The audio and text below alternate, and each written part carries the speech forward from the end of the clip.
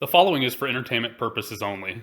We are not financial advisors. We are not responsible for any losses, only the profits. What is up, Octo Nation? It's Charlie. I'm going to be your host for today. Today we're taking a look at Switchback Energy acquisition. Here is the header background for their site. You see what I see? Big no-no, right? Oh, oil tankers. Do we want to be investing in oil right now? I don't know if it's the right time. I mean, stuff's pretty low, so it might be a good chance to get in low and buy now and take advantage of it. But is it something you want to put your money in for maybe a quick flip? I don't know if that's going to happen. Could it be long-term flip? We'll find out. Let's keep going here. SBE is the ticker. SBE/U is the unit that's available. Comes with one common and 1/3 of a warrant. It's not too bad. Could be better. Could be a half warrant or a full warrant. But regardless, they're only sitting at $10.66. Okay, this has been out for about roughly a year. The commons are currently sitting at only $10.33, and these are ask prices. So getting in ground floor sounds great to me, huh? SBEW, worth of which are the wants.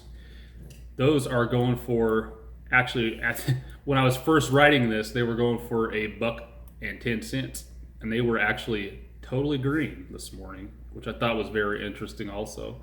No news is broken, 10% green, everything else was red. What does that tell you? Maybe some inside trading? Maybe some people are taking advantage of it, the family members? I don't know. Let's find out. $300 million in their MERS. They have got a total of, or they've got a $9.20 crescent available for the warrants if they end up extending out a pipe or anything or diluting anything. We've got a $9.20 crescent, which is fantastic if you get the warrants. Total 24-month SPAC-a-rooney, okay? We like them a little bit short, but whatever, you know, as long as they get something rad and we get a pop and we get to multiply, we're happy here at Octo Nation, right? Okay. Main backers, the underwriters is Citigroup. Y'all heard of them? How about Goldman Sachs? I think so. Switchback Energy Acquisition Corporation is a blank check company formed for the purpose of effecting merger, capital stock exchange, asset acquisition, stock purchase, reorganization, or a similar business combination with or with more businesses. So not necessarily one, could be more, could be multiple. Be interesting. We are sponsored by NGP. Y'all ever heard of NGP? Put it down in the comments. Who is it? NGP?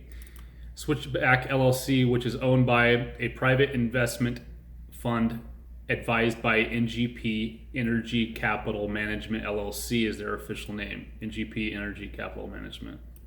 These are like the big dogs for energy.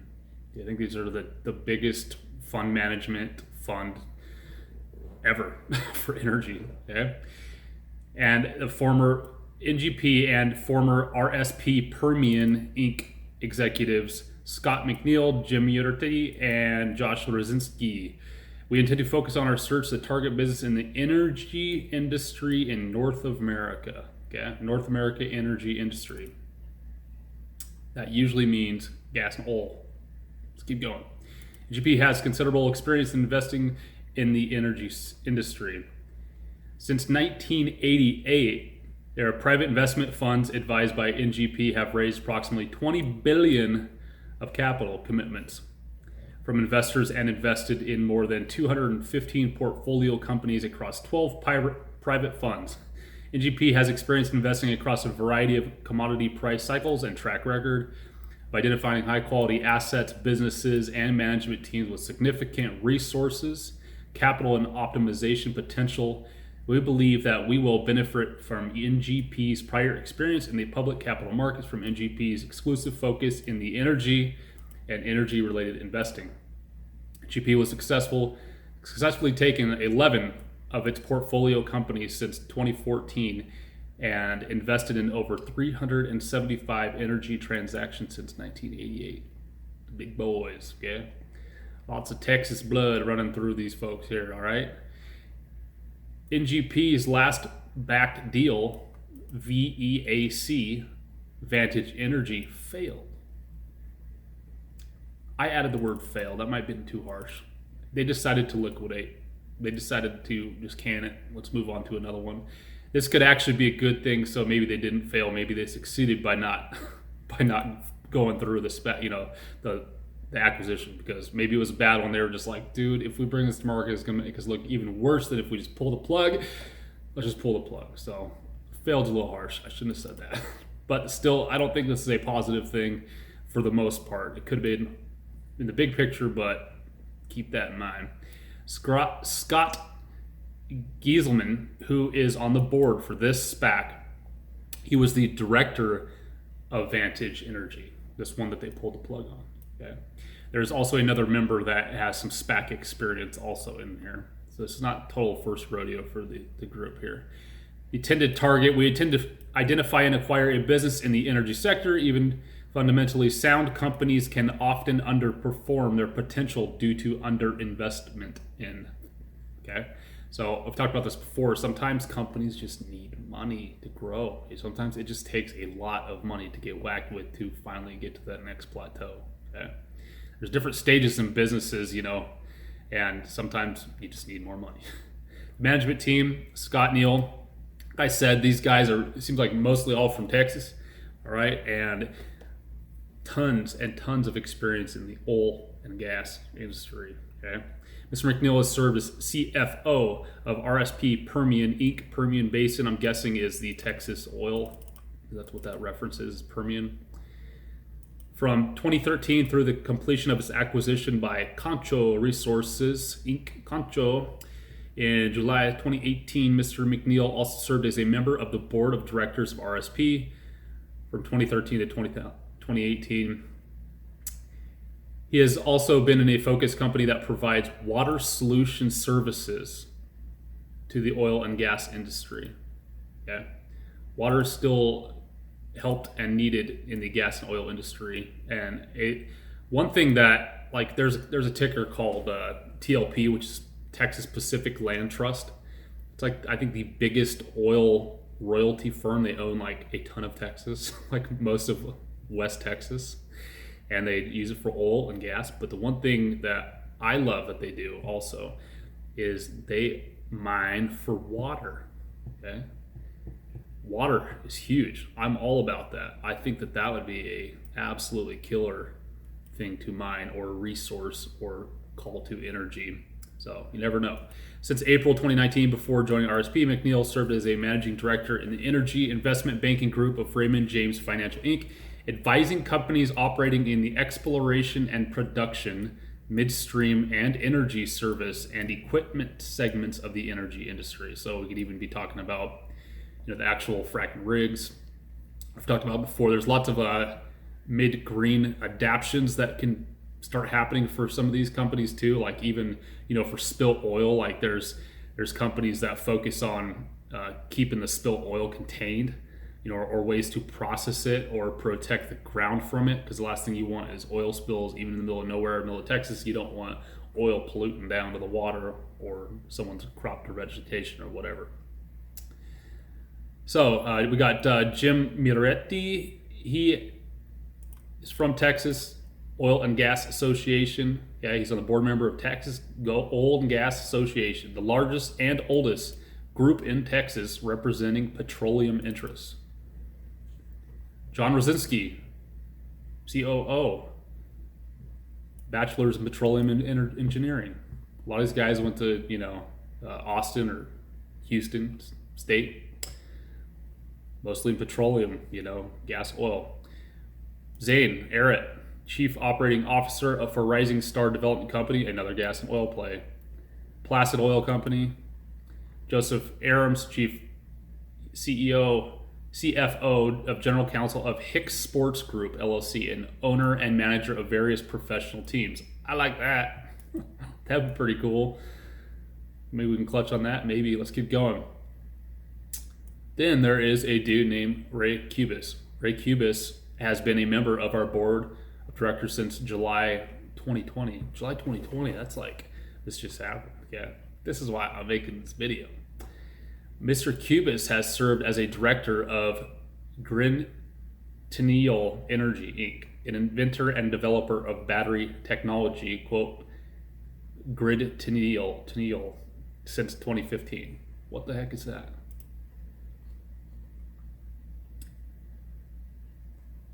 Today's infrastructure for tomorrow's needs. By coupling two commodity infrastructures, lead batteries and silicone wafers, Gridential has cracked storage costs. Gridential's silicone jewel bipolar battery technology is designed to be compatible with the world's existing lead battery infrastructure. The company's unique licensing model also allows lead battery manufacturers worldwide to compete against new and emerging technology threats without gigascale capital investments. So what does all that mean? More efficient batteries, okay? So he's the dude with these batteries that have 2x faster discharge at the same efficiency, which is fantastic. 2x greater energy at the same weight, and 2x to 5x longer life at 80% depth of discharge. Pretty crazy, vehicle batteries, lead, big, huge batteries, lead based and stuff. If you can make those things go 2x longer, 2 times faster discharge, 2 times longer life, 2 to 5 longer life, that's huge. And 2 times greater energy, that's killer. So you could probably have a, big car battery. You can cut that thing probably in half and still get the same start power. That's pretty incredible stuff. So I'll leave this down in the website if y'all want to take a look and research this more, but this is cool. Mr. Cubis has served as the chairman of Gridential since 2016. From June 2013 to October 2015, Mr. Cubis served as president, and from June 2013 to January 2020, Mr. Cubis served as a member of the board of directors of EcoBat Technologies Limited. What is that? They collect and recycles and produces products to the battery, mining, and other industries. So how cool is that? It's kind of us talking about maybe this could be like a supplemental play for the oil guys. Like, there's always waste. Whenever you're mining stuff, there's always like waste material. What are you going to do with it? EcoBat Technologies Limited is going to come in, take it, and make money off it, and probably get a government grant out of it because of recycling. Okay, so they're probably getting paid for the company to take it, and someone else is paying them to figure out what to do with it. I like that. There's all sorts of ways you can go around thinking about that. From March 2002 through 2013, Mr. Cubis served as president, Europe, Middle East, and Africa of Enersys, a manufacturer, marketer, and distributor of industrial batteries. Mr. Cubis, vice president and general manager for the energy storage group of Investis Place. He has also worked in senior leadership positions with Johnson Controls and Exide in the automotive battery industry. Mr. Cubis received his master's BA degree from Wharton School of the University of Penn and his Bachelor of Science degree in accounting from University of Illinois. Okay, this keeps going here. So they just released a new SEC filing, and they had, I think, 7 guys at the board of directors, and they just randomly added this dude. And why? Why would they just randomly? They got so many dudes who are just so diverse, mainly, well, not necessarily diverse, but they got the sports guy and the gas and oil dudes, but totally strong enough dudes. Why would they just randomly bring on some dude for the heck of it? Yeah, let's keep going. What does the SEC filing actually say? Ray, 66, has served as a director. We already read that.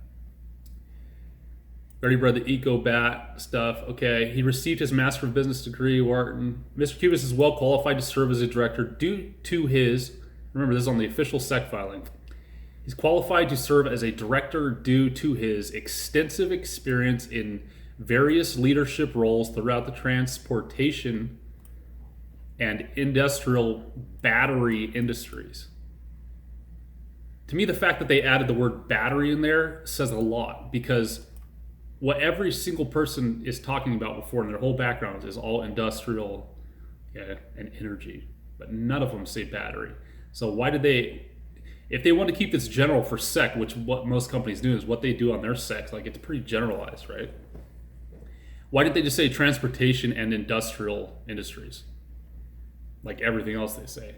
But they specifically added an industrial battery industry. So they like the fact that he's got that battery background specifically is what this means.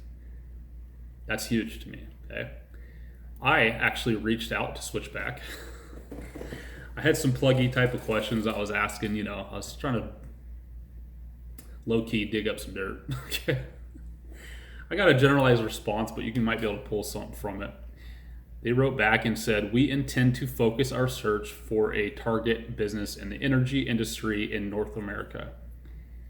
That is a broad mandate that cannot be captured in a single website picture." What does that mean? Well, I was asking about the picture on the website because I was like, hey, you got a picture of fracking. Does it mean you guys are just totally focusing on oil and gas? And that's what he had to say about that. That is a broad mandate that cannot be captured in a single website picture. So he's saying they're still just going to call it energy industry in North America, which is smart. He doesn't want to just tell some random dude, hey man, I'll tell you right now, here's what we're doing. But regardless, I was happy to get an email right back that fast. So where is my speculative mind at? I think that they were going to go gas and oil, but they needed to pivot because of what's going on. So they could have had something kind of in the works, and once March started happening, the smart guys know they have to pivot, because if they didn't, it's probably not going to be a very good idea. Okay, they found an avenue and a guy to help bring that avenue to life. That guy, Ray Cubis, said he wants his name on this, and who wouldn't? So, my theory is why didn't they just, if they decided they want to go to like batteries or something to supplement with that, why didn't they just go to this Ray dude and be like, hey man, we want to bring you guys, to the market? Instead, they realized that they needed him, okay? And he probably was like, yeah, I'll help you out. I can get you in the battery industry or the EV industry, but I want my name on it. I mean, wouldn't you? Wouldn't you want your name on this? I would. Now he's going to be named on this, and people, if it ends up being batteries, which I think it's pretty darn obvious it is, or something to do around batteries, maybe recycling batteries or whatever, finger's going to be pointing to him as the one who got the deal done, and he wants that on his record. Everyone would want that on their record, okay? So I'm thinking, a possible battery play, or it could be a mining play. Okay, resources in energy, cobalt. So you need cobalt, and you need lithium for the EV vehicles and all that. There are cobalt and lithium miners. They are far and few between. I wasn't able to I didn't do much research into it, but I haven't been able to find many that are not already on the market. We already talked about the one that Mr. Fisker from Spartan Acquisition is invested in, right? Not necessarily invested, but he's on the board of directors and he's friends with all the guys. I'm sure he's got money in it, but that's a pure cobalt play, so you never know. It could be another cobalt company, miner that we don't even know about, or lithium. But regardless, I think bringing that other dude gets into the whole recycling thing also. I think it's pretty informative, something to think about. Okay. So again, we've got a middleman to all the EVs in the form of a SPAC. Yes, please. Okay. So again, I'd rather own the battery company or the charging company that worked with all the electronic vehicle companies and supplemented income from them all than own just one of the EV companies, because you never know what could go wrong. A lawsuit or whatever could take the whole stock. But as long as you're just the middleman supplement guy, you're still going to be making money off of Tesla or Fisker or whoever. So I think it's pretty neat. Let's take a look at the charts on this, okay? Like I was saying today, when I started writing this, the warrants were all the way up to $1.20 and over 10% up on the day. I think it was like 11% when I was looking at it. But look what happened. Ended up ending the day at down 3%. So we got an all-time high today at $1.21 for the warrants and ended up at 96 cents. Okay, so what does that look like? Can we draw anything on it? Let's find out. What do we got? I mean, we definitely got a little pattern going, but get on these low volume ones, it's kind of hard to totally draw. Let's see what we got though. Does that look like anything to anybody? Looks like we could probably tag back down to 93 cents. You know, maybe 90 cents tomorrow. But at least we got a decent channel going so we can watch it. But regardless, it looks like bull trend to me. So I actually put in a buy order for the comments just above where it was sitting, so I can hopefully catch it on the way up. But regardless, where this is sitting, you know, at $10.28, I look at something like this as like a safe place to park money. So pull it out of a savings account, put it here, because it's almost at the floor anyway.